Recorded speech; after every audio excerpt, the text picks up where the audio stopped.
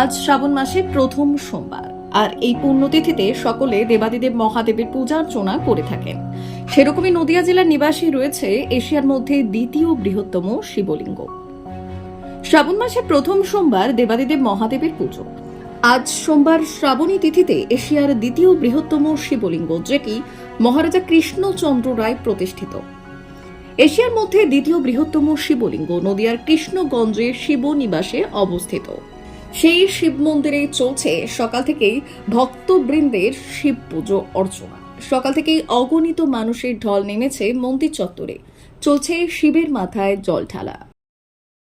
আজ শ্রাবণ মাসের প্রথম সোমবার, সেই উপলক্ষে আমরা বাবার মাথায় জল ঢালতে এসেছি। এখানে এশিয়ার মধ্যে দ্বিতীয় বৃহত্তম শিবলিঙ্গ, এটি তো খুবই জাগ্রত।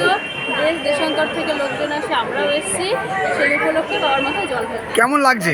ভালোই লাগছে, অনেক উপভোগ করছি। অনেক দূর থেকে লাইন দিয়ে জল ঢাললাম, ভালো।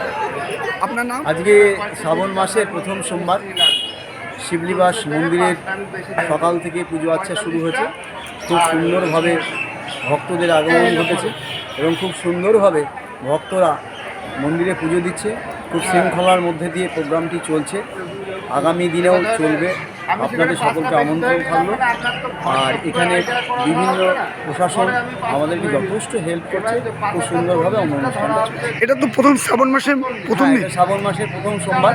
এবার মোট 4টে সোমবার, 4টে সোমবার এটা প্রথম, ফোর্থ গিয়ে পড়বে 12 তারিখে, এটা লাস্ট সোমবার। ব্যুরো রিপোর্ট, উত্তরের প্রহরী।